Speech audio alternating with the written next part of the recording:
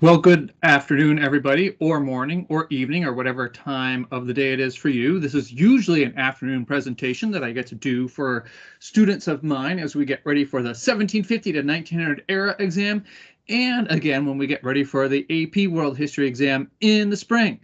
And that's why you're here and listening. And of course, I'll also post a copy of this PowerPoint onto the OneNote review page for the 1750 to 1900 era exam as well. And we'll begin right about now with our overview of this era, the 1750 to 1900 time period, the modern era, as we've been calling it for shorthand, or as Robert Strayer calls it in Ways of the World, the European moment in world history, undoubtedly a time period when European states, European societies become dominant in many parts of the world and lead the way into many of the new aspects of life, human life in this time period, whether it's the Enlightenment or concepts related to the French Revolution or industrialization or imperialism. Europe is a kind of an important part of the world in this time period. So that's one reason. Or as the College Board calls it, industrialization and global integration. And we'll see that happening too, of course, as big themes of this era. Speaking of big themes, big concepts of this era, I'd like to note them. I mean, I know that you know that we've assigned colors to all of our eras to try to make sure that they're easily rememberable. And each of the colors should help you remember the big stories of this era. And as you can see by the PowerPoint, as you remember from the folders I gave you months ago, as you know from the dots you've been coloring on your cards, the color for this era is orange. And let's remember what big concepts, big stories, key concepts of human history in the 1750 to 1900 time period orange can help you remind yourself of. Well, there's one right there. Look at those fires. Look at those French people burning down that prison in Paris on July 14th, 1789, kind of a key turning point of this era to remind us that the 18th century marked the beginning of a period of intense revolution and rebellion against existing governments, leading to the establishment of new nation states around the world. This is kind of a key concept of this time period. And our first to remember kind of chronologically, I would say. The next one to remember is seen here. Here is a primary source painting of an English town called Colebrookdale around the year 1800 or so. And here is another primary source painting of a place in Denmark in the 1880s. Here to remind you that yes, orange is also to remind us of the fires of industrialization, the development of industrial capitalism, leading to increased standards of living for some, and continued improvement of manufacturing methods that increased the availability, affordability, and variety of consumer goods available for people. And we'll get to a quick reminder of other things to remember about just what industrialization is before we're done with this. So our second big concept, the Industrial Revolution, or the beginning of industrialization, as it's often called.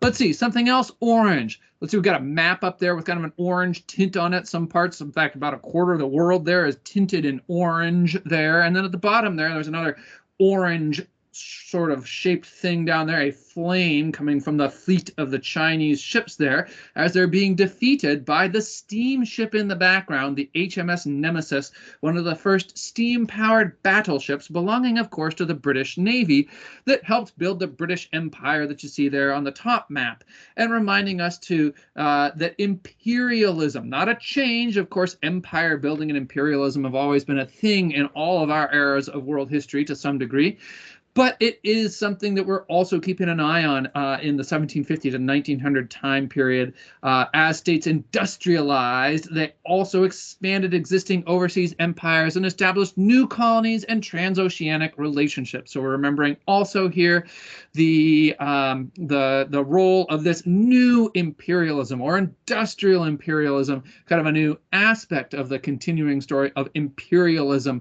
of empire building in world history. And finally, another orange theme here, and I couldn't really find an orange tinted picture, but there is a primary source picture to remind you of this theme, the fourth theme, the theme of migrations, because never before in human history had so many people been moving from place to place to live in new places as happened in the 1750 to 1900 time period, and especially in the 19th century. So migration is a big story in this time period as the number of migrants moving around the world increased significantly. So maybe we can just remember this as in orange you glad you left Qing Dynasty China when things got bad there. Orange you glad you left South Asia or Europe as the population increased. So that can maybe help us there. So you can also maybe think of this era too by remembering some Re's, the age of Re, because it seems like things that start with the word Re are very important in this time period, like reforms. It's a time period where many societies do or attempt to reform themselves. Revolutions, of course, we've mentioned. Resources, of course, much of the story of industrialization is the story of people in industrializing societies attempting to gain control of the resources that they need to run an industrial society, like copper wiring for electricity, rubber for tires, even coal for firing, the fossil fuel that fires industrialization. And of course, where we kind of begin this era, which is reason, which of course should make you think of the Enlightenment. Now, this is one of those kind of bridge stories. It really, the Enlightenment as an intellectual movement does begin in the 17th century, which of course is in the era before this, the early modern era, 1450 to 1750. But the College Board likes to talk about it as part of this era. I mean, it's definitely a big deal in the 18th century when this era begins. So we'll talk about it now. And remember some of the key ideals of the Enlightenment, which itself grew out of a more scientific view of the world developing in Europe in the what's often called the Scientific Revolution, kind of a new way of looking at our universe. And of course, the great thinkers of the Enlightenment, the philosophes, they came up with some key ideals that they believed should drive human life and human societies, sort of universal laws, the same way that earlier scientists had come up with universal laws like the law of universal gravitation, that they believed should explain how the natural world is governed. So here are some key ideals of the Enlightenment. Freedom or liberty, of course, the idea that humans, to the greatest extent possible, should be allowed to make their own choices in life. Equality, which was awfully radical, the idea that, you know, we humans are all more or less equally valuable. Voltaire, of course, the French philosopher most associated with this radical view on the brotherhood of humanity, as he called it, the idea that we are kind of all equal, as he put it, children of God, and should treat each other with equality. Of course, the use of reason to improve human life, less focus on religion's ability to provide answers, but the idea that humans can use our intelligence and our natural sense of ethics, of right and wrong, our morals, to build a better society, a better life for ourselves and our descendants. Natural rights, the idea that we do, as equal free humans, have natural rights like the right to free speech, the right to freedom of conscience, to follow whatever religion we personally believe in, the right to own property. All of those are natural rights that should not be taken away from us.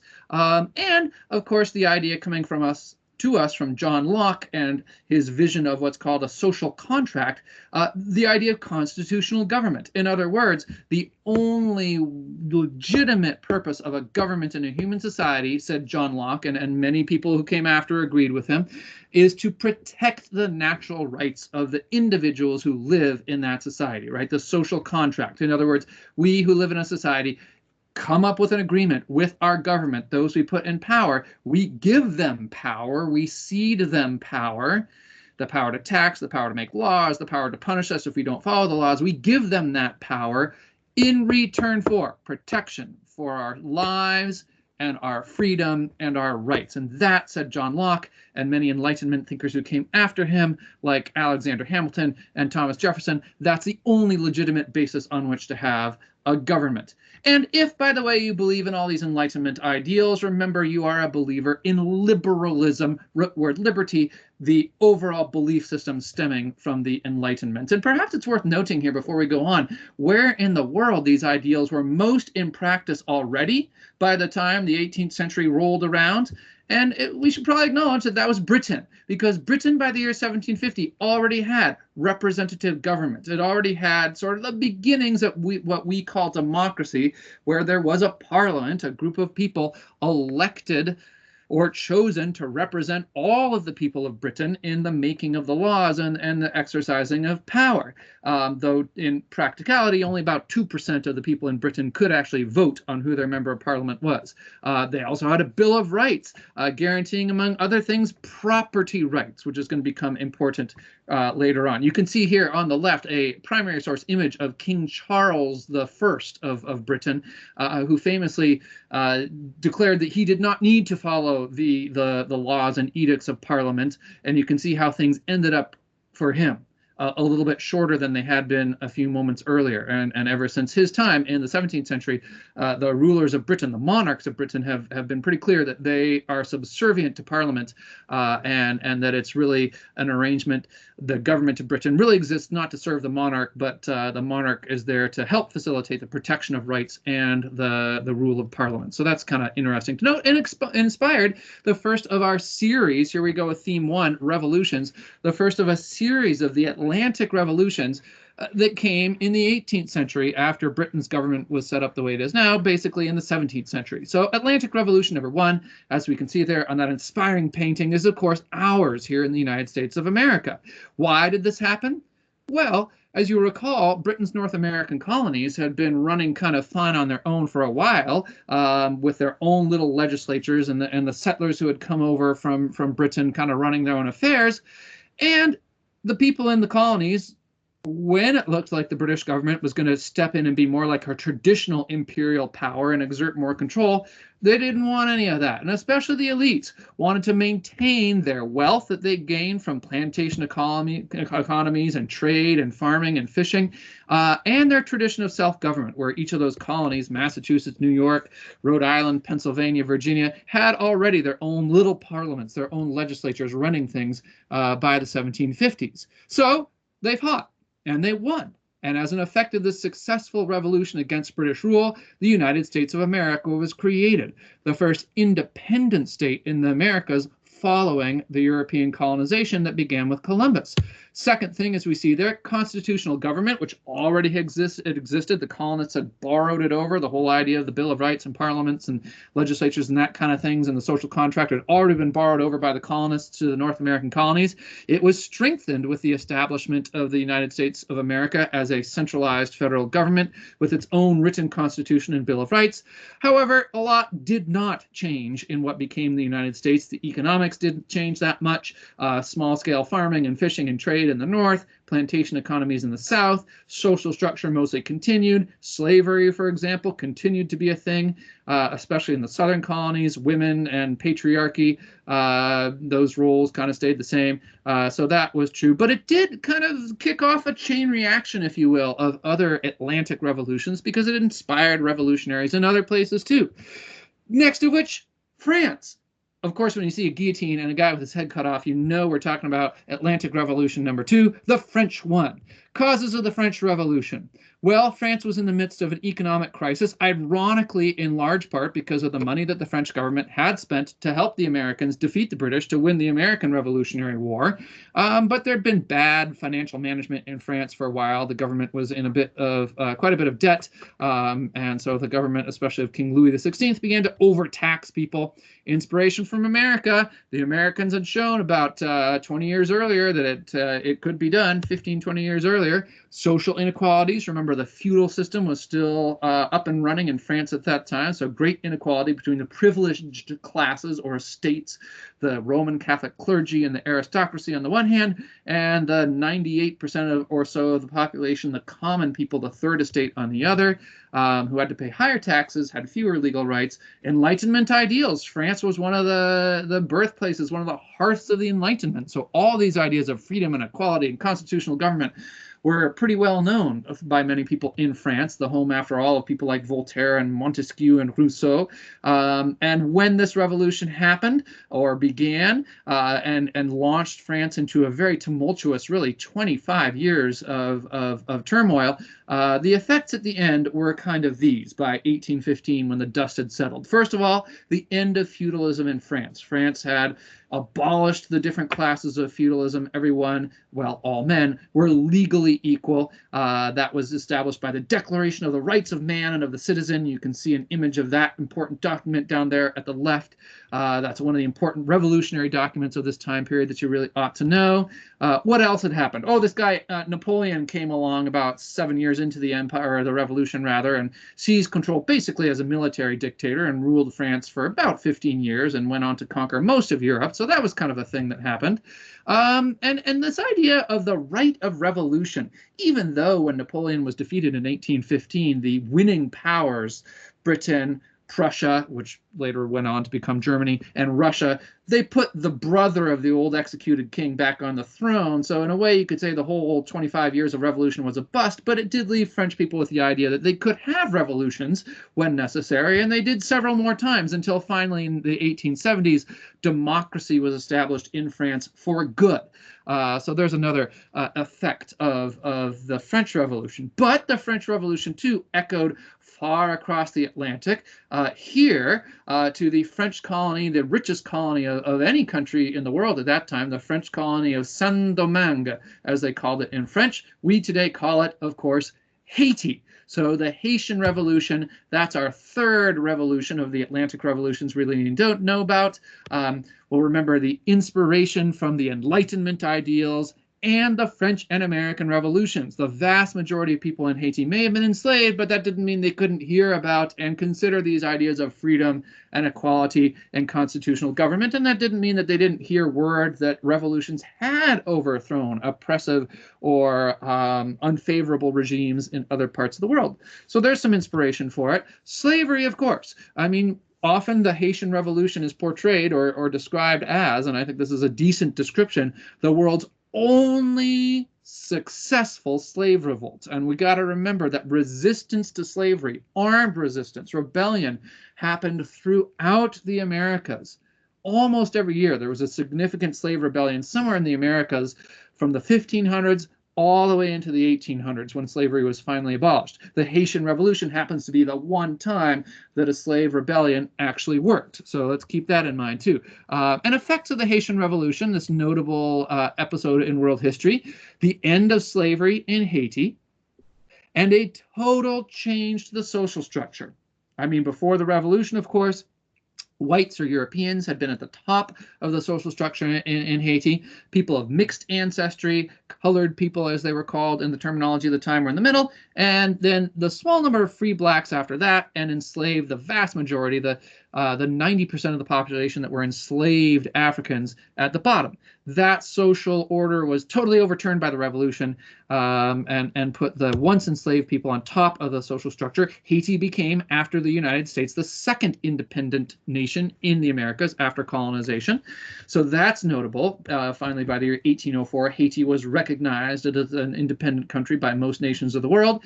It was the end of the plantation economy in Haiti, too. Kind of about the time that the soil in Haiti was becoming exhausted anyway. No one wanted to go back to the system of plantation farming. The folks who lived there wanted to have their own independent farms. Thank you very much. So for freedom, it worked out fine. Economically, it wasn't that great because the Haitian plantation economy collapsed. And really, for the last 200 years, Haiti has remained one of the poorest states in the world. So an economic collapse of sorts as well.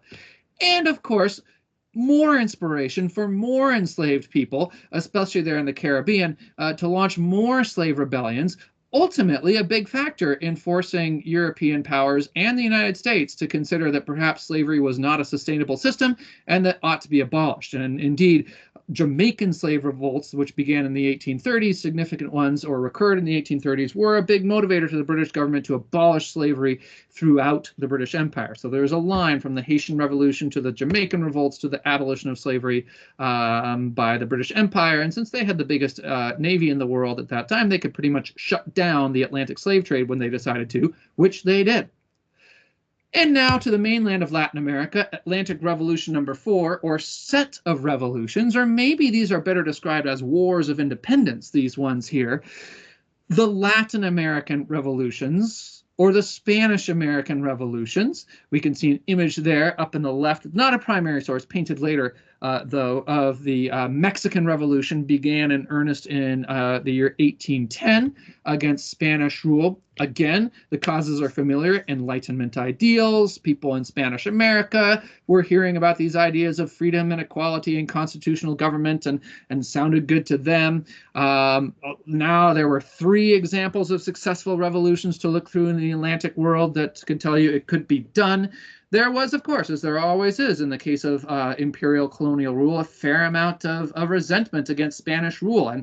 And some of you in class back in February got to read about this with some revolutionary documents, one of which, the Jamaica Letter, written by Simon Bolivar, was pretty notable and strident in laying out his complaints as a Creole, as a white resident of the American colonies of Spain, the complaints about Spanish rule, how the mercantilist policies of Spain left the people there impoverished and unable to trade freely or produce their own goods, how Spain enforced this inequality between peninsulares, the people born in Spain, and everybody else, that they regarded as unequal and unfair. So a lot to complain about in terms of Spanish rule. But, you know, it is notable that Simón Bolívar and many of the other great leaders of the Latin American wars of independence were themselves elites, right? He was a Creole. He wasn't a mestizo. He wasn't an indigenous person. And again, there was a lot of fear, kind of like in the case of America, on the part of these people, of losing their wealth and status should a real radical revolution come along. So perhaps better to lead their own revolutions first and beat the mestizo and the Native American population to it, in a sense. Effects of this: most Latin American colonies, not all, but most, become independent states. That's why there's, you know, that there became about 21 independent states throughout Latin America, everywhere from Argentina and Chile in the south to Mexico in the north, but were not united as some people had hoped. I mean, Simón Bolívar had looked to the inspiration of Britain's North American colonies and how they united and formed a United States of America. He was kind of hoping to form a United States of Latin America, but it was kind of too big of an area and too geographically divided by things like the Caribbean Sea and the Isthmus of Panama and the Andes Mountains, and besides, there were kind of different cultures in those different colonies, so it didn't work out. Social structure and economic patterns, for example, producing raw materials for export, were largely intact. As in North America, as in the United States, not much changed, with one big exception, and that was slavery. Unlike in the United States, slavery in the Latin American colonies was fairly rapidly abolished. Now, it wasn't as big of a deal typically in places like Mexico and Colombia as it had been in the United States, but still, enslaved people were largely freed, except in Brazil, which is a different story. And of course, these Atlantic revolutions have their own significant long-term effects. You will recall the chapter of Ways of the World about the Atlantic revolutions was called The Atlantic Revolutions and Their Echoes. So we'll look at some of the long-term effects of the Enlightenment and the Atlantic revolutions, 3 of them, I think, of note, one of which is feminism. I mean, if people at that time, I should say, were hearing ideas such as equality and freedom, no wonder some humans began to question why that wouldn't apply to them. Female humans, this was. And you'll recall perhaps my favorite definition of feminism from the British writer Rebecca West, the radical idea that women are people. And it did, though, despite perhaps this blanket definition, take several forms. We can remember the maternal feminism of people like Mary Wollstonecraft, a less radical form of feminism, saying that women should be educated and should be rights so they can fulfill their important familial roles as women and as mothers. You're going to be a more effective wife and mother if you're well educated, she said, so women should have a right to education, for example. But there were radicals too, like Olympe de Gouges, you see there on the right, who was the author of the cleverly titled Declaration of the Rights of Women, who said, no, we need full and equal rights just because we're humans, and we really mean full and equal rights. She, of course, was executed. showing, of course, that feminism was pretty hazardous in the early days, but the ideas got out there and spread to other parts of the Western world too. And it's as early as 1848 that there's a massive convention, for example, at Seneca Falls, New York, in the United States, of women advocating, and men too, some men too, advocating that women in the United States should have suffrage, should have the right to vote. It took another 70 years after that, but the kind of the ball of feminism had begun rolling. Talked a bit about this already, the abolition of slavery, abolitionism, a major change in the Atlantic world, and arguably in all of world history as well. This idea that, oh dear, if we are building societies here in North America and Europe and Latin America based on freedom and equality, that doesn't square very well with chattel slavery. And even a lot of newer Protestant Christian sects, like the Methodists, who got up and running in the 18th century, and the Quakers, kind of a similarly new offshoot of the Protestant Reformation, were also saying, if we're all children of the same God, how is it justified to enslave some children to other children of God? And of course, the Haitian Revolution and the ongoing rebellions of enslaved people made slavery look like an increasingly unsustainable way of life. And so, led by Britain and involving a lot of conflict, like the American Civil War, slavery was abolished in the Atlantic world, outlawed by the British. The slave trade, I should say, the Atlantic slave trade, was outlawed by both the British and American governments by the year 1808. The British Empire outlawed slavery in the 1830s, ended in the United States as a result of the Civil War in the 1860s, and finally abolished in Brazil in the year 1888. So it took a long time, but by the year 1900, slavery in the Atlantic world was a thing of the past. Though, of course, we know that slavery still does continue in some places today, and in West Africa and parts of the Muslim world well into the 1900s as well. Still a big change. Finally, another long-term effect that's going to be pretty huge in world history up until the 21st century, nationalism, right? The kind of thing where people want to put America first and that kind of thing. Nationalism. Often historians trace the roots of modern nationalism to the French Revolution and the idea of the leaders of the French Revolution that people were French. They belonged to this new nation the revolutionaries were building, not because they were ruled by the same king or the same government or happened to live in the same place, but because they were people with a common culture and history. And that's what makes a group of people a nation, having a common culture, history, and experience. And if you do have that, which occurred more and more through standardization of culture in the 19th century. I mean, as more kids are going to public school, they're going to learn to speak a common language, right? All the people in France are going to abandon their local dialects like Languedoc and Provençal and that kind of thing and start speaking French. More and more people are going to feel this sense that they have a common culture and identity and belong together as a nation. And of course, as we're going to see, when people feel like they are a nation, they're going to be less happy about being ruled by other people, like this fierce Greek nationalist we can see here at the right. Look, he says, I'm not a Turk, I'm Greek. I don't speak Turkish, I speak Greek. I'm not a Muslim like my Ottoman rulers. I'm an Orthodox Christian. So I'm going to pick up my Greek flag and put on my traditional Greek dress, and I'm going to fight against Ottoman rule. And I'm going to kill this dead Turk guy behind me that you can see in this painting. Watch out, I'm coming for you next, he says, because nationalism did lead to a lot of conflict too. Nationalism affects the formation of nation states, right? Like I just described, the way that the people of Greece fought a war of independence and gained their independence from the Ottoman Empire to make a Greek nation state for Greek people. So sometimes this involved people breaking free from imperial rulers, breaking free from empires who had ruled them. In other cases, it involved people who were divided up into small states but shared a common nationality as they saw it to unite together, right? So as we see in the middle of Europe in this time period was this whole stretch of land where all kinds of people lived divided up into smaller states like Prussia and Hesse and Bavaria and Baden-Württemberg and places like that. But they looked around in the 1800s and said, look, we all speak German here, yeah, and we're all Christian, yeah, and we all like to eat meat wrapped inside of other meat and then drink beer, yeah. Let's make a nation state, yeah. And so they all united and became Germany. Same thing happened in Italy, right? Which until the middle of the 1800s was divided up into all these little kingdoms and principalities, and some parts of it were ruled by Austria and stuff like that. And then leaders like Garibaldi, who you see here, came along and said, let's unite and be Italy. And so they did. Independence struggles, another way. Ireland, Irish nationalism began in a major way in this time period. Irish people saying, we don't want to be part of the British Empire anymore, we're Irish. And this idea of national identity and nationalism and striving to have a nation state spread to other parts of the world as well. China, the self-strengthening movement in China was largely a nationalist idea. The Ottoman Empire, people thinking, hey, we should all be together because we're Turkish, actually. Egypt, the nationalist movement in Egypt, seeking first to break free of Ottoman rule and then to break free of British rule, all traced back to this time period too.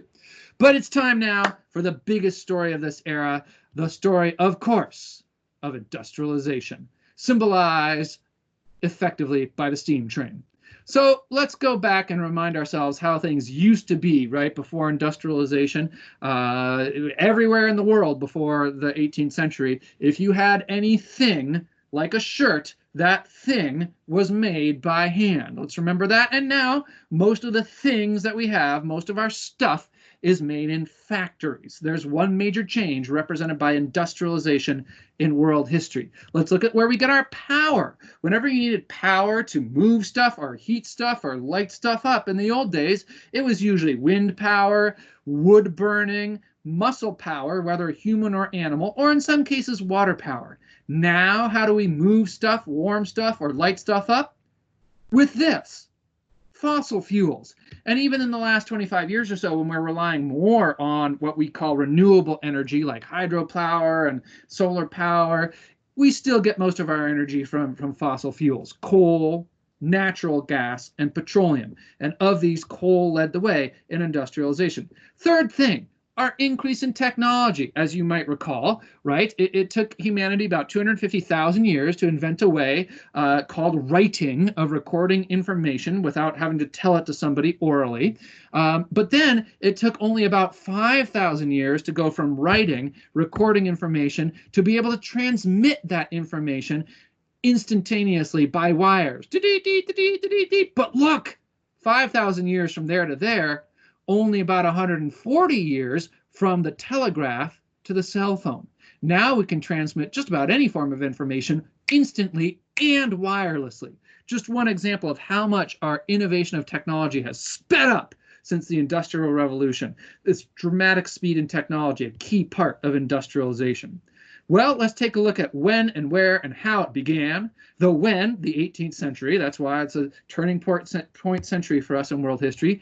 The where, Europe, and significantly within Europe, Britain. Now, we've alluded to some things that were unique about Britain already, which we'll get back to. But one thing that was going on well in Britain was that they had, by the 18th century, begun kind of what some historians even call a second agricultural revolution.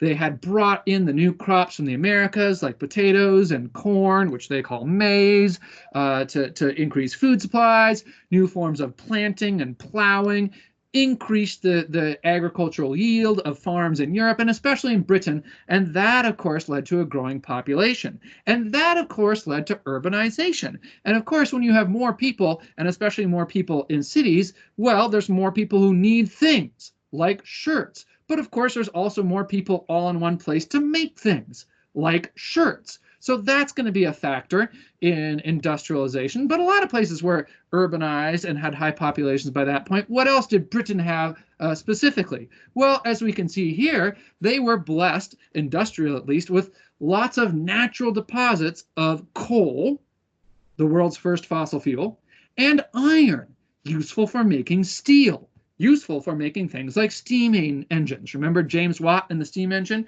and Richard Arkwright and the spinning machine? This is kind of where they come together here as part of the story of industrialization.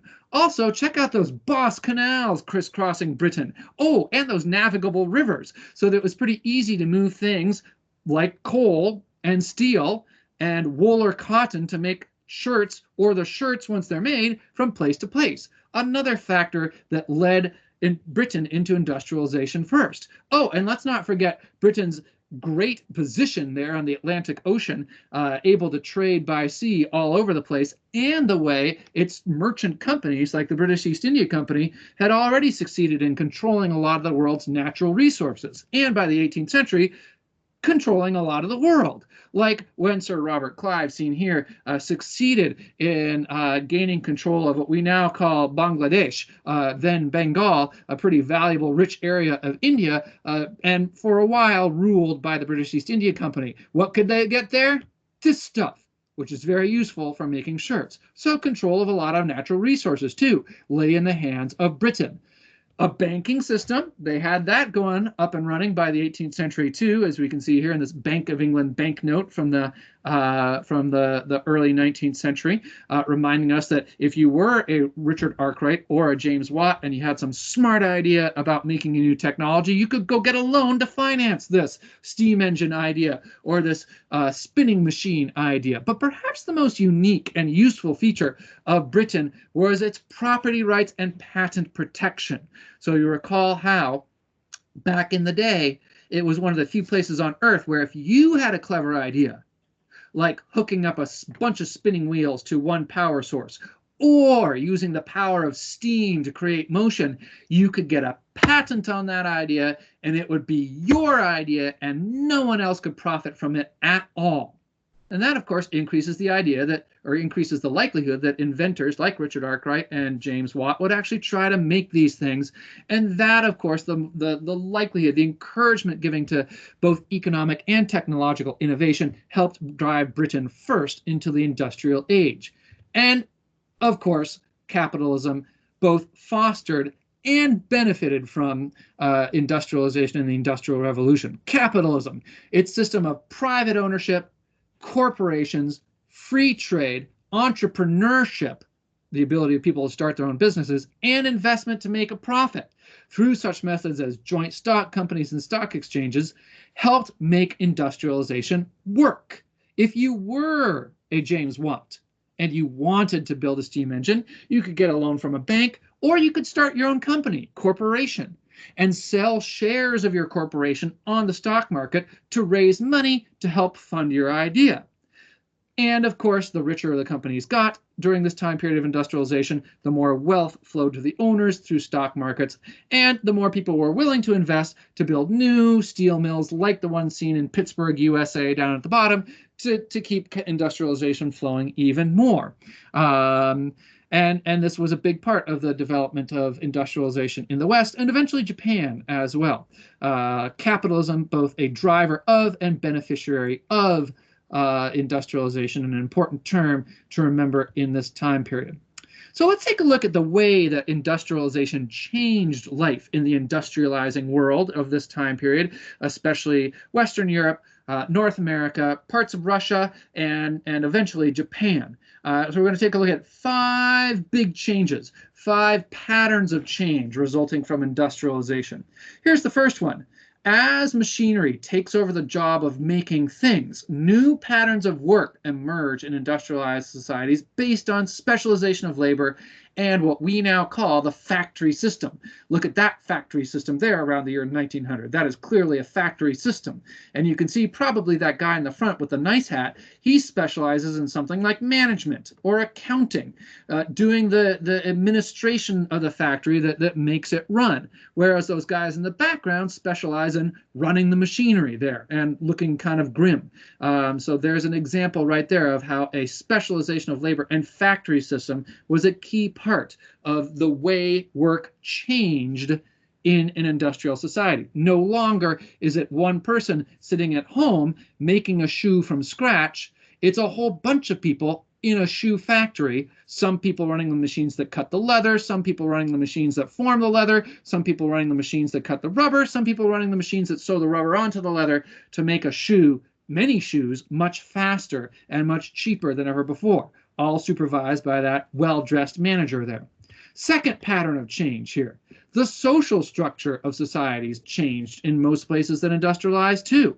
The rural peasant class declines in relative numbers and importance as more and more people leave the land, leave the rural areas, and move to industrializing cities like Manchester to take up more reliable work for which they're paid actual money in factories.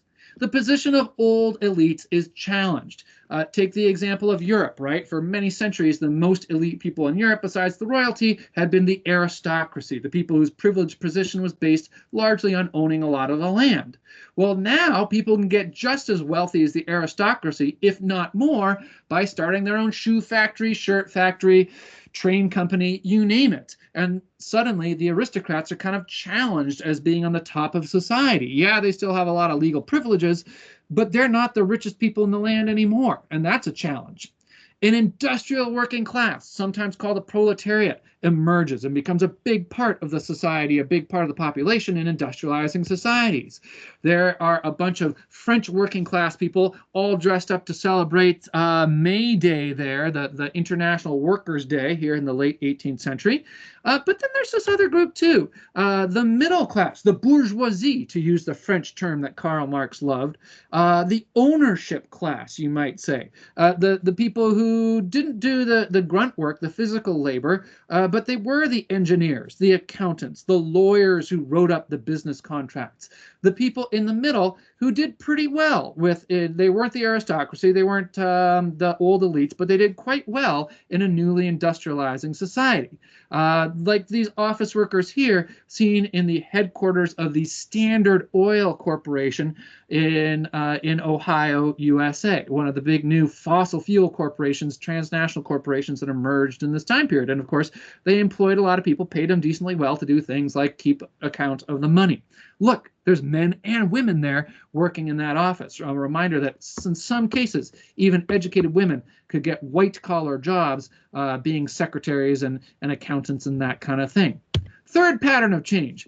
Speaking of women and their roles, family structure and gender roles change too. And this Japanese textile factory, seen there at right, is a reminder that lower-class young women take many of the jobs in textile factories in the early stages of industrialization in Europe and in North America and in Japan. And that's notable because textiles are the first stage of industrialization pretty much everywhere in the world until today, when industrialization is still new in places like Bangladesh and Vietnam. They're mostly manufacturing textiles there. Why? We talked about this in class. One, everybody needs them. Two, it's technologically not that challenging to set up a textile factory. It's a good spearhead into industrialization. And since the beginning of industrialization 250 years ago, it's often been lower class young women who provided much of the labor for textile mills. For middle-class women, it's kind of a different story, as you might recall, right? As middle-class families gain enough wealth in this new specialized labor environment that not everybody in the family has to be working, well, then suddenly there's sort of this incentive to let the women take what has, in most societies, been described as the proper role for women, not working for money, but taking care of the home, the husband, and the children. And people have believed in this so strongly, and in the industrializing societies of the 19th century, we can even, I think it's fair to call this a cult. And in fact, the cult of domesticity is often the term given to describe this idealized role of the non-working, home-focused woman, like you can see there on the right. Look, she's doing exactly what she should here as her family returns home from their middle-class vacation at the seaside there in 1870s Britain, riding home on the train. It's the husband who reads the newspaper and goes out to work in the cutthroat business world and worries about the affairs of the world. It's the woman who protects the home and protects the children and raises them properly. Oh, nuclear families become a more common family unit in this time period too, right? And we remember maybe from class that as more people leave their extended families in the rural villages and move to the new industrial cities like Manchester, they're leaving behind the aunts, uncles, cousins, and living more in single family units, what we call nuclear families, parents and children in their new homes that they can now afford. Even working class people can afford to have individual homes, at least apartments for nuclear families in a lot of the new a lot of new industrial cities of Europe and North America and Japan. Fourth change, a lot of social problems, speaking of industrialization, arose because of industrialization in industrializing societies. And we looked at this picture here of this poor working class family, and you can just kind of guess there by the number of arms that the father has there, that a lot of industrial working class jobs were rather dangerous, rather hazardous to your health. And even if you didn't lose a limb, you had to breathe all the industrial smoke and pollution.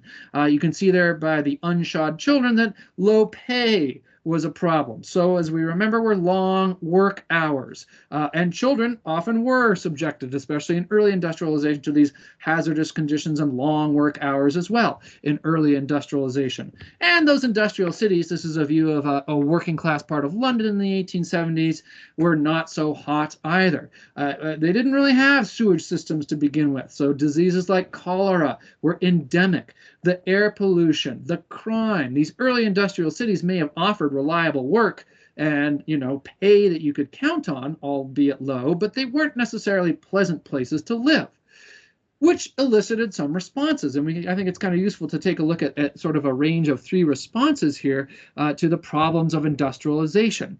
This dude on the left is not George Washington, as you might recall. He's Adam Smith, who is often associated with one of the conservative-ish responses to the problems, both economic and social, of industrialization. Classical liberalism. This idea that, government should stay out of the business of business, let capitalism, let markets work as much as they can on their own. Often this is referred to as laissez-faire capitalism. Laissez-faire is French for just let them do it. So no, we don't need rules about how long people can work. We don't need safety regulations in factories. We don't need to outlaw child labor. We should just let the market take care of it. And, over time, these people said, if workers don't like working long hours, they'll take jobs that offer shorter hours, and it'll all work out, they said. But a lot of people responded very negatively to that, including this guy here, a progenitor of some of the radical responses to the problems of industrialization. That's Karl Marx, of course, over there, one of the early proponents of socialism, this idea that the only way to ensure a fair economic system and protect the rights and even indeed the lives of the workers is state ownership of the means of production.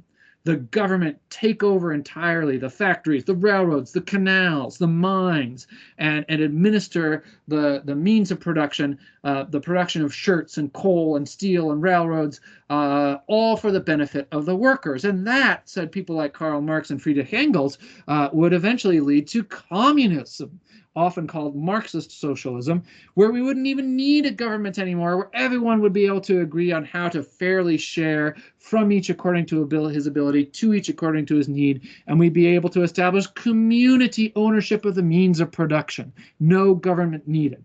Of course, it didn't happen. Not in this era, anyway. And we'll see perhaps later on if it does anywhere else. The middle road, though, was the one that was mostly taken in Western Europe, North America, and eventually Japan. Moderate responses. Unionization. Governments made it legal for workers to form organizations so they could work together as a unit, for example, in the shirt factory to negotiate for better pay, to negotiate for shorter working hours, to negotiate for the owner to put up safeguards around the machinery so people wouldn't get their hands stuck in them. And by the way, if you don't do this, we're all going to go on strike. So that did help improve unionization. Labor unions did help improve work conditions in a lot of parts of the world. The expansion of democracy in nations like the US and Germany and Japan and Britain, with its famous Reform Acts of 1832, 1867, and 1884, a vocab card term you might recall. Most men, including working class men, gained the right to vote by the year 1900. The big exception here is the United States, where most non-white men, especially black men, are denied the right to vote even in the year 1900. So Working class people can elect their own members of parliament. There's a view of parliament in the 19th century, can elect their own members of parliament who will advocate for laws enforcing minimum safety standards and maximum work hours, which they did. In fact, they formed their own political party by the year 1900, the Labour Party, which went on to become one of the leading political parties in Britain. Other social reforms as well. Things like workplace safety standards, which were more firmly established, urban reforms, sewer systems, parks, police departments established in places like London, New York, Manchester, Frankfurt, and public education, one of the major reforms of human history, giving everybody, regardless of their social class, access to social mobility by allowing their kids to learn in school, unless there's a pandemic going on, in which case we do it remotely, at least for now. But still, it's still public education. Industrialization, the general patterns of change. Let's look at one last thing here. Increased standards of living for some, like the middle classes, and eventually even the working classes. As industrialized societies gain the ability to unleash more power through fossil fuels, more and more railroads, wishing people around cheaper and cheaper, more and more goods like clocks and chairs and hair ointment and shoes and ceramics all being made in factories. Well, that means there's more stuff and more opportunities for everybody, even the working class. So you could go to department stores like Harrods in Britain, or the Galeries Lafayette in France, or Sears or Macy's in the United States, and buy yourself all this nice factory-made stuff for the cheapest prices ever in human history, relatively speaking. So this is a big deal, and probably one of the major reasons why places like the United States and Western Europe do not see a workers' revolution the way Karl Marx predicted. Because if you have the choice between like going to the barricades and fighting and going shopping, most people are going to choose shopping. And they did. And department stores and vacations become a thing. Even working class people could afford to take some time off and go to the beach with their families for vacation. So why bother with a revolution when you can do that? Now, industrialization did not unfold the same way everywhere. There's some variations in this across the world. Places that industrialized, we can pay attention to the United States, which had some similarities to Britain. Like Britain, industrialization was mostly driven by private entrepreneurship, privately owned railroad companies like the Northern Pacific, privately owned manufacturing companies like the Ford Motor Company eventually, privately owned steel mills like the U.S. Steel Company. You get the idea. And not so much of a socialist movement compared to other places in the world, especially Europe, partly because the standard of living was pretty high for everybody. Working class people from the get-go in the United States were better off than working class people in Europe. And it was a divided working class as well, especially along racial lines. And people weren't willing to work together. White people and black people, especially white people, weren't willing to work together with black people to set up a true workers' movement. So that was a variation. Let's go now to where these cheerful workers are to be seen here, and these guys too. Let's go to Russia here, which was a place that certainly was well on the road to industrialization, along with Western Europe and the United States by the year 1900, but in some very different ways. Russia is a kind of a prime example of what world historians like to call state-driven industrialization. And indeed, it was the Tsarist governments, the governments of the Tsars, the emperors of Russia, like Alexander II, who decided, we're going to industrialize, darn it. And it was through the use of government-owned railroad companies and government-owned factories and government-driven investments that Russia began to industrialize. Alexander II, we should also remember, because he ended the last system of serfdom in Europe. He finally, in the 1860s, at the same time that slavery was being ended in the United States, he ended serfdom in Russia. And finally, those serfs that you can see there in the upper right were free to move somewhere else if they wanted. No longer could their local landlord or aristocrat tell them what work to do. They were free. Don't they look thrilled to be free? So that was a thing that happened in Russia too. Russia's industrialization much more focused on heavy industry than of the second industrial revolution. So you can see that's actually an armaments plant there in the lower right. So steel making, for example, came much quicker in industrialization in Russia than it did in Western Europe or the United States. Let's head off to Japan here for another final kind of interesting industrialization story. We'll get back to this a little bit later on, but you'll recall that that in 1853, Japan, under the rule of the Tokugawa shogunate, had been isolated from the rest of the world for a long, long time.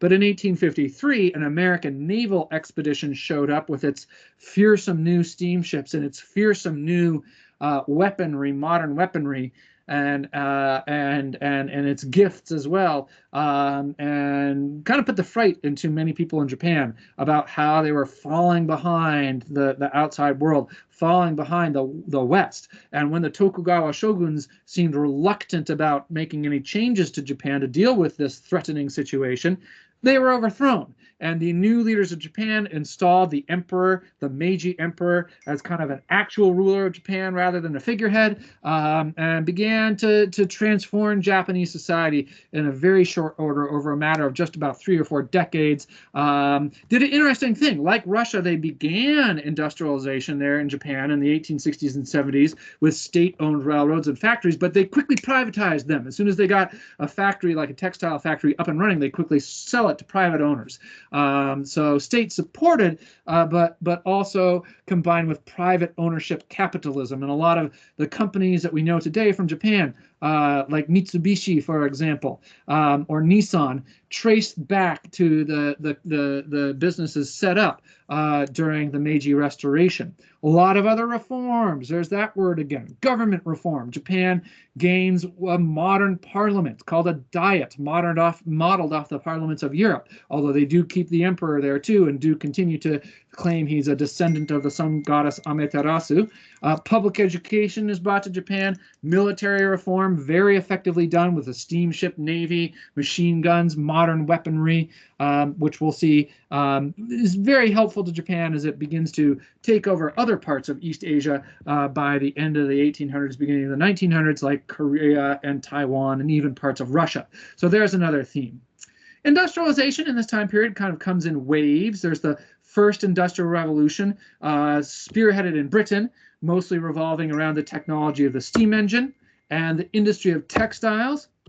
The second industrial revolution, as you recall from the vocab card kind of summarized here, more related to newer industries, the steel industry. This is a primary source painting of a German steel mill here on the left. The chemical industry, things like industrial dyes that are invented and manufactured in this time, but also industrial explosives, useful in weaponry and mining. Things like dynamite become important in this time period. And of course, the electrical industry. It's not till the middle of the 19th century that using electricity becomes a thing in human life. And boy, does it take off rapidly. This second industrial revolution is different too because it's led by different powers. It's not Britain anymore in the lead. It tends to be the new power in Europe, the recently reunited Germany, and the United States across the ocean that become the world's leading industrial and economic powers. And of course, these industrial and economic powers have their own needs and give these industrializing states, especially the European ones, new abilities, which brings us to our third story, imperialism. Because if you have railroads that can move your soldiers quickly, for example, from Cape Town to Matabele land, and if you have steamships that can quickly transport your supplies from Britain to Cape Town, and if you have wires and telegraphs that can easily send messages from Matabele land to Cape Town and to London saying things like, we need more supplies and troops. And if you have the newest weaponry in the world, like machine guns that mass produce death, well, then you're very much more easily than in the past able to dominate people in the interior of Africa, like these Matabele warriors, and South Asia, and Southeast Asia, and Oceania, and add these parts of the world to your new colonial empire too. I mean, let's take a look at this quick summary of empires. We looked at this in class. 1750, yeah, the Europeans had big empires. In the Americas mostly. Well, yeah, the Spanish had the Philippines and the Portuguese had some coastal parts of Africa, but mostly the European empires were in the Americas. Then came the Atlantic revolutions, and those empires went away. But as we know here, and here's our kind of go-to map of the era here, as we know, by the year 1900, the Europeans had rebuilt these pretty vast empires as well, ruling almost all of Africa, almost all of South and Southeast Asia, almost all of Oceania, as well as exerting a lot of imperial control over East Asia, places like China, and to a certain extent Latin America again.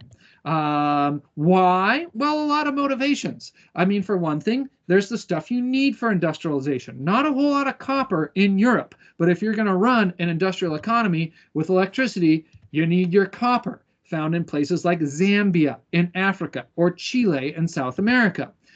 So some new motivations too. Here is this horrendous image of the upper left, this fantastically racist image proclaiming the idea that Europeans are the world's most evolved or most advanced race.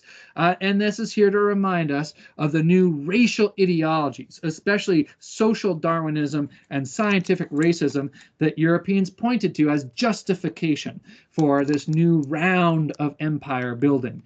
Look, we are a superior race. We are a superior society. It only makes sense that we deserve to dominate the lesser races, the lesser societies of the world, they said. But there were, you have to say, some altruistic motives mixed in there, because for others, or for even the same people, it was mixed. This new round of imperialism, the conquest of Africa and South Asia and Southeast Asia, was mixed in with this idea of the civilizing mission, this view that it was their duty to bring to the people of Africa, South Asia, and Southeast Asia the benefits of Western, modern civilization. Oh, not to mention Christianity, because, of course, the missionary duty was still a big thing in the minds of a lot of Europeans to Asia and Africa. We can see here this dude, this British dude, in this mission church in Kenya in East Africa here in the late 1800s, kind of symbolizing the civilizing mission motivation too, in addition to the control of natural resources as a motivation. So let's take a quick little tour here of the imperial world of the 19th century and see what was going on here. Well, there are, of course, some places that are ending formal imperialism, right? The United States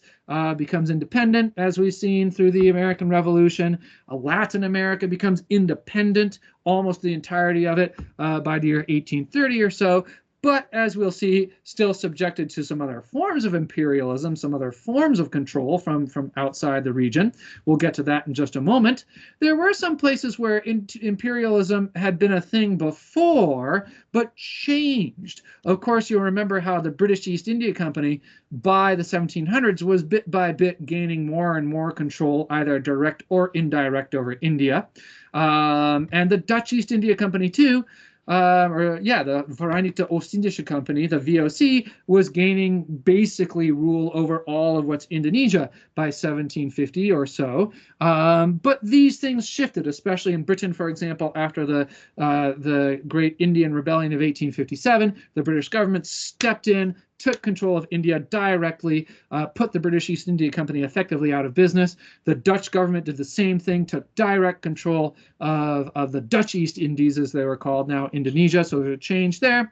And then, of course, all the areas of the new imperialism, especially Africa and parts of Southeast Asia too. For example, the French takeover of what they called Indochina, now Vietnam, Laos, and Cambodia, where there was lots of valuable farmland that could grow things like rubber, which they needed. So that form of new imperialism extending to Oceania too. This is when Australia and New Zealand, for example, become parts of the British Empire.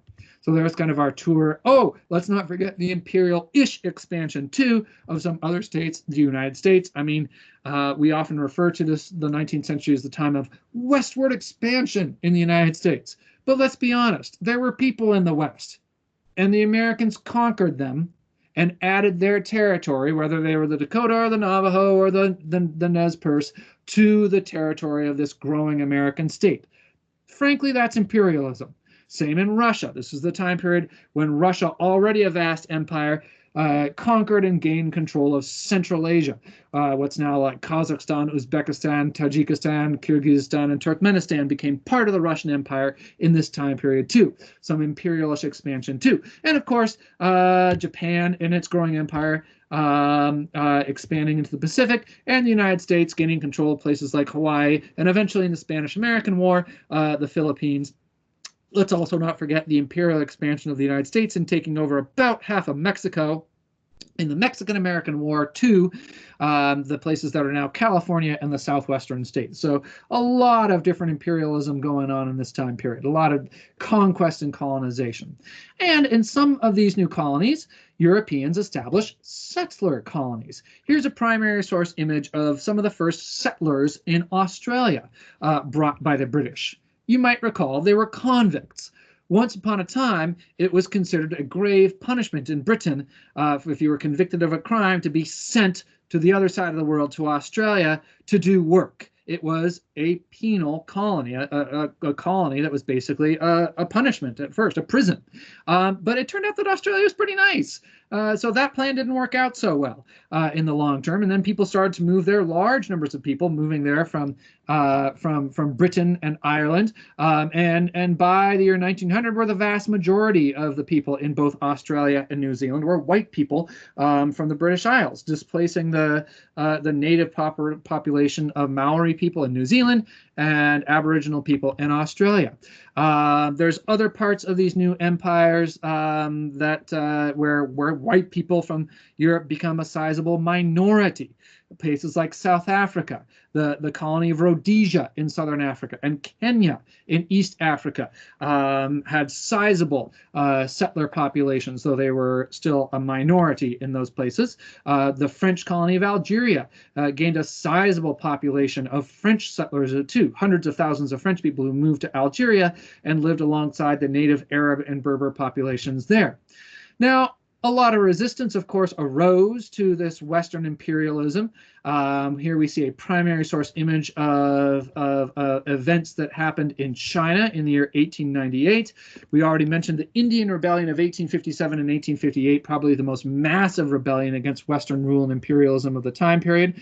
These images here, though, are the Boxer Rebellion in China, where a number of Chinese people, some of them organized into actual revolutionary groups, like the Boxers, as they were called, organizing to try to roll back, even though China wasn't a colony, it had already lost a lot of its sovereignty, a lot of control of its lands and its economy to Western powers and to Japan, and the Boxers were attempting to roll that back. They were defeated, but it's a pretty important example of resistance. And many, many resistant movements in sub-Saharan Africa, the resistance of the Zulu kingdoms, the Herero revolts in what's now Namibia, for example, all examples of the ongoing strident resistance to Western imperialism in this time period.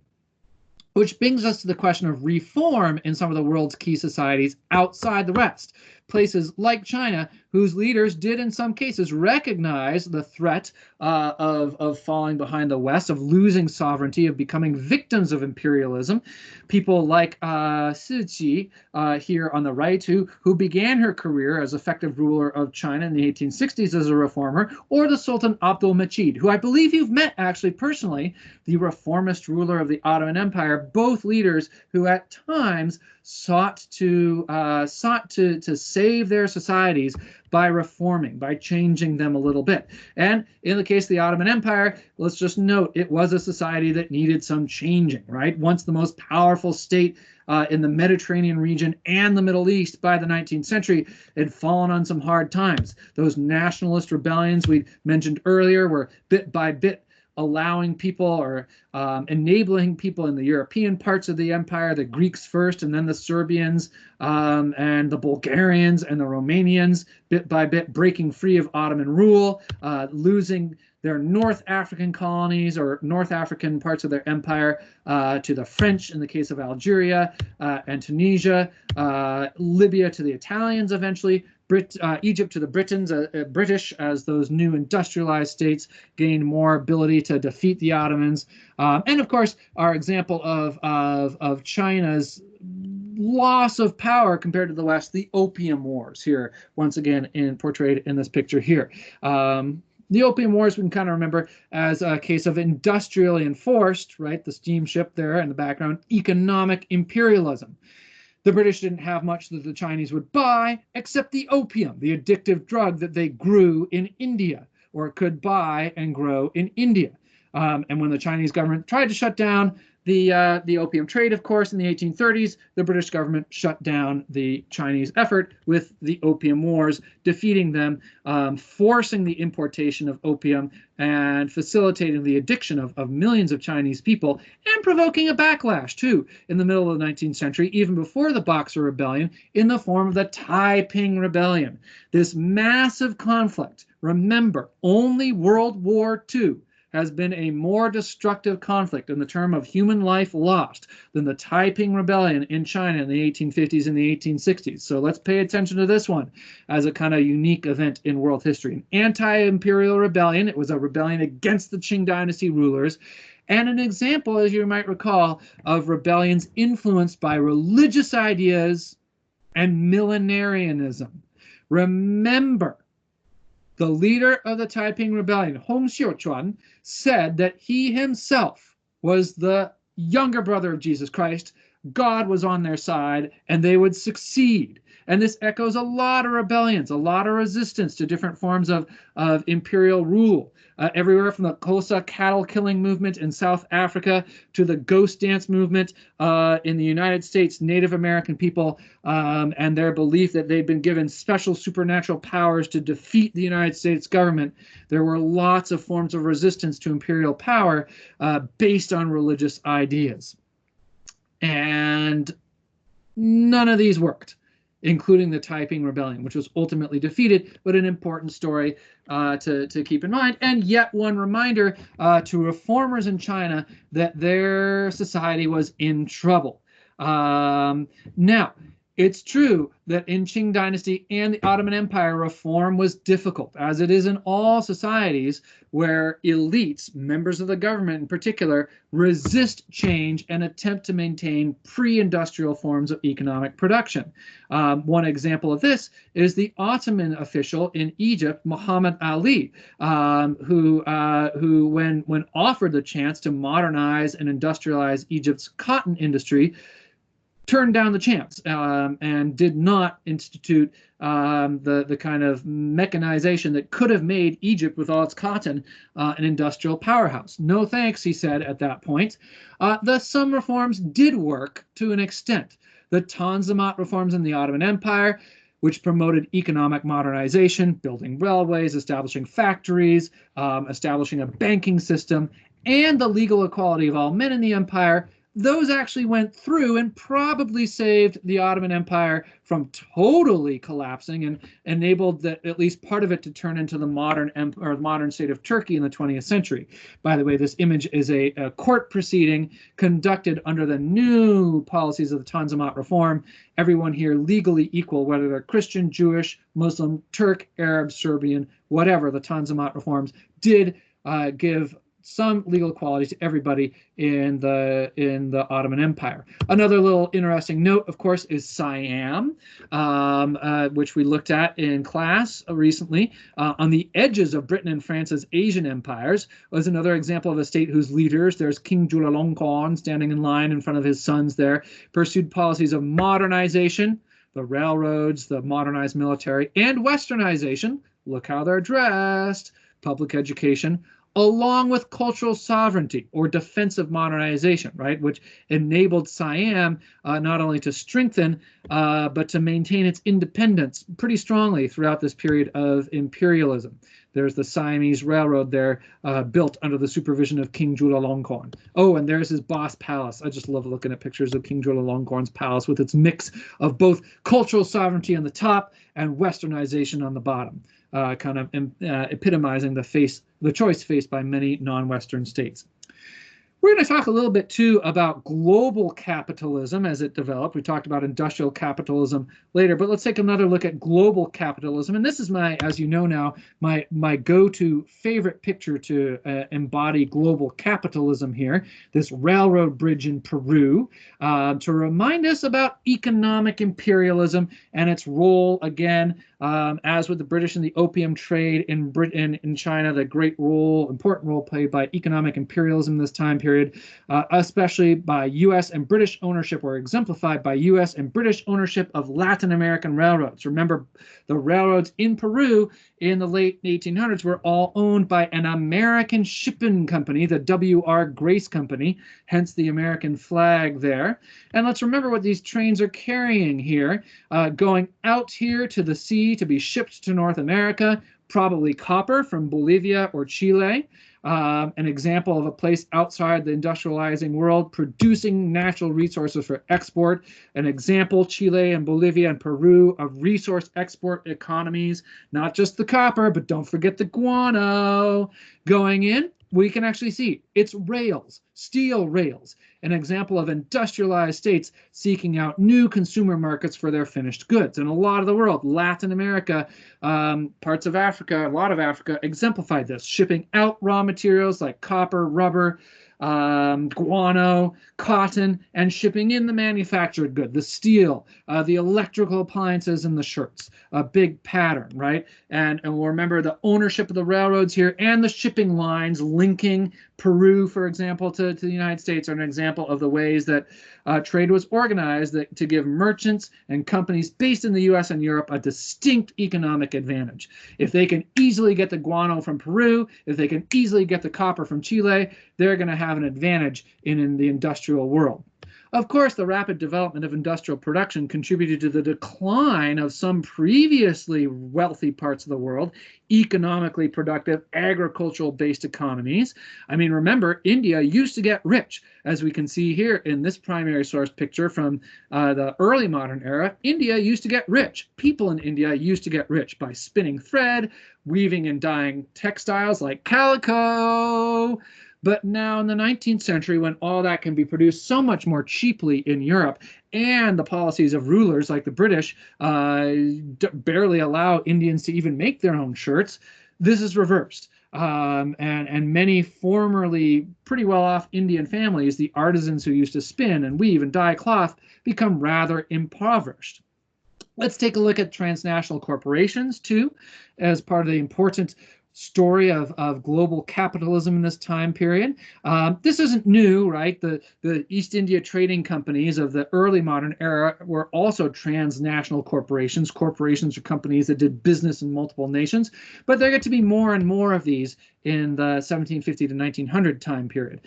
Examples like the Hong Kong and Shanghai Banking Company, a bank that did business all over Asia, Japan, China, the Philippines, Bangkok, India, Europe itself, or the United Fruit Company that was an American-based company that owned a lot of the fruit-growing plantations of Latin America, and also, of course, the ships that shipped the fruit like bananas back to the U.S.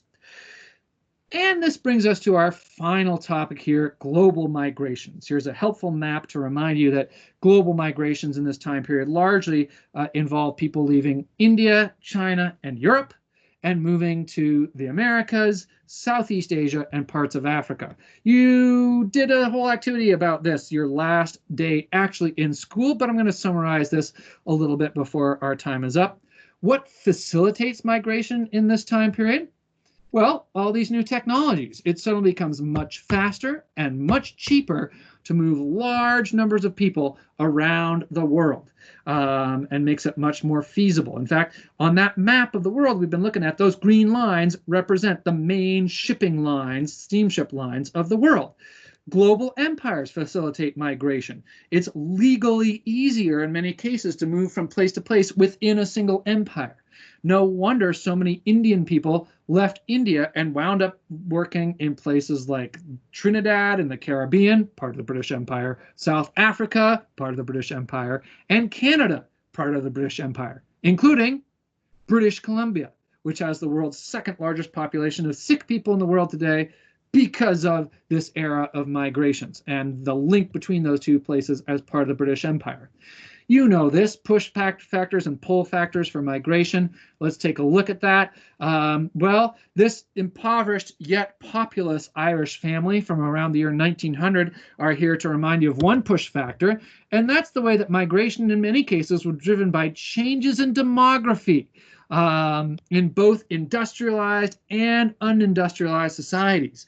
What we kind of bluntly call overpopulation in places like China, India, and Europe drove many people to seek work and seek homes elsewhere, including many, many, many, many millions of Irish people who left during both the potato famine and the 19th century more generally. Here's a group of people who are quite obviously South Asian, but these people are living in a community of South Asian people in South Africa. Pull factors for migration. Let's take a look at what brought these people there. The opportunity to earn money as manual laborers. All the railroad building done by Irish and Chinese immigrants in the United States, for example, mining, all the mine work done by Indian migrants and migrants from elsewhere in Africa during the Witwatersrand gold rush in South Africa, for example, plantation agriculture, the sugar plantations throughout the Caribbean, whose enslaved workforce is no longer there and who need some kind of workforce to replace them. And that is why, of course, indentured servitude, this sort of temporary slavery, if you will, people making a contract, signing a contract to go work somewhere else in the world, the Indian labor from the Punjab who signs a contract to go work on the sugar plantation in Dutch Guiana in South America and the Caribbean, and who's shipped there for 5 to 7 years to work on that plantation and maybe stays there for a while. An example of how indentured servitude was a big part of the migration, but also how we got to remember that many more people moved freely to take free labor jobs as well.